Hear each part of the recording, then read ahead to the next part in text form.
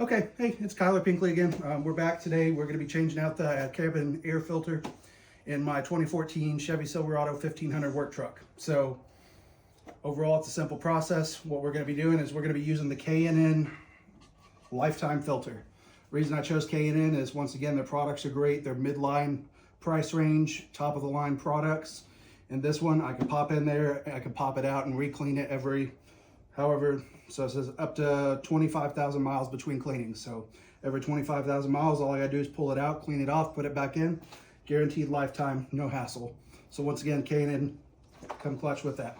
So we're gonna open up the package and see what we got inside and see if there's anything fancy going along with it.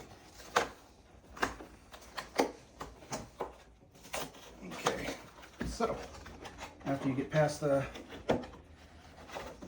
tape and everything else, we'll see what gets in it.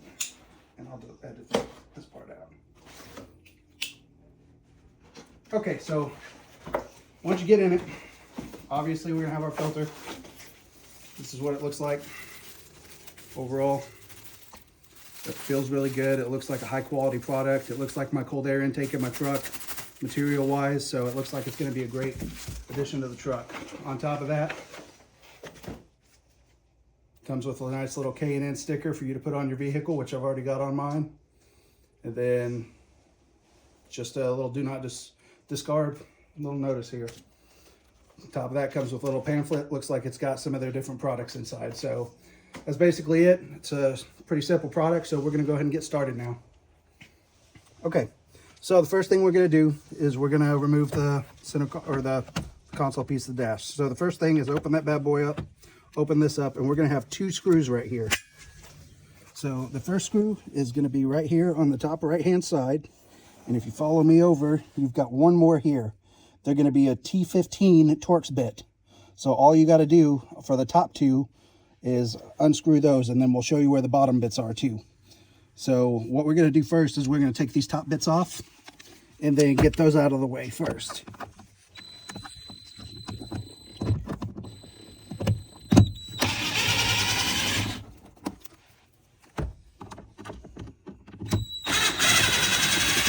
Super simple. So we're halfway done.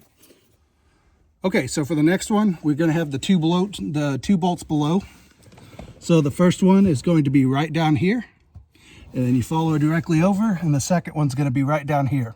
So I'm going to go ahead and start by taking this right one off.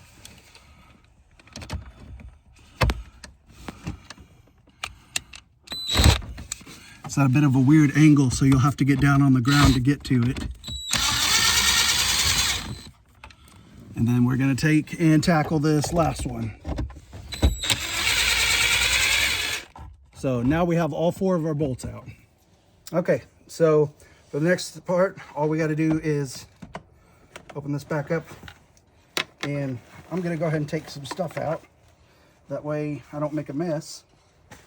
And all you're going to do is you're going to take this piece right here, you're going to pop it and pull it down. And just like that, you have your dash out. Okay, so now that we've got that off, this is the box where the cabin filter lies. You've got a tab right here, and there's a tab right here. And all you have to do is come up here and unclip that one, and come up here. And it's a little hard to get to over there in the corner. It looks like I've got a wiring harness in the way. So I got to get back behind that harness and pop it up. So now that I've done that, you can pull it out. And now what we're going to do is, see, it's already full of dirt and debris and grime. So we're just gonna go ahead and see if we can get this thing to come on out. Maybe these are like little grabby arms that we can use to coerce it out. There we go. So you might be able to use those little things to get it out.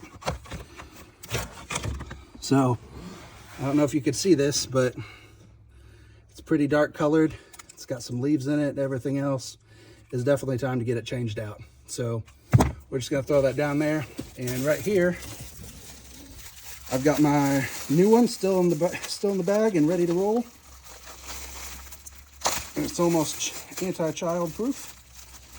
So this one, love it. It's labeled. It says this is the front.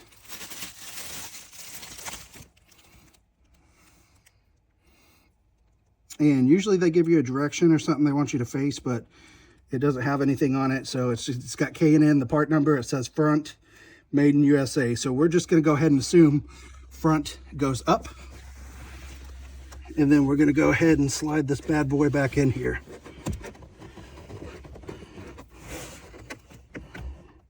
Try and get it in there at an angle maybe. There we go. So see, slid right in.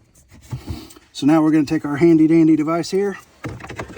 Just get it back in there. Line these up in the pegs. Like I said, you might have some wiring harnesses in the way that you gotta try and move around. That's okay.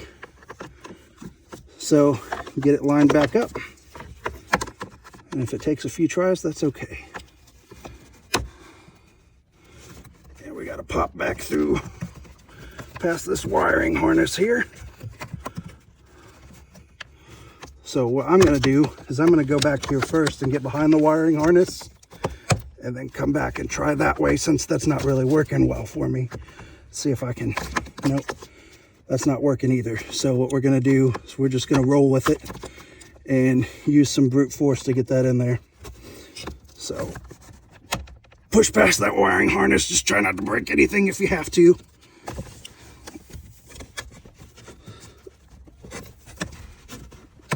There we go. So we got one. It's back behind there now. So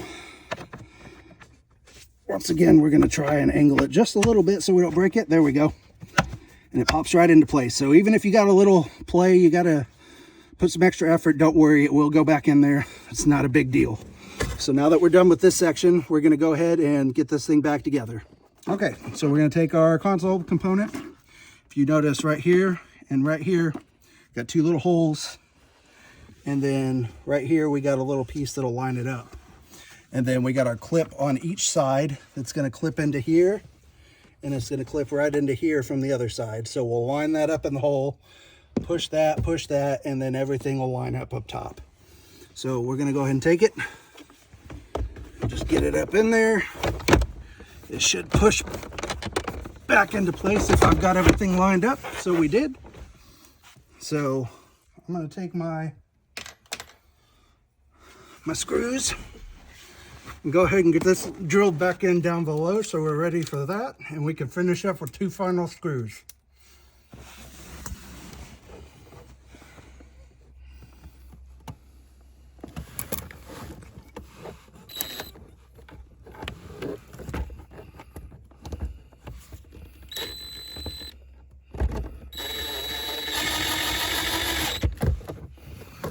That first one's kind of hard to find, and then it's a weird angle, so it might take you a second.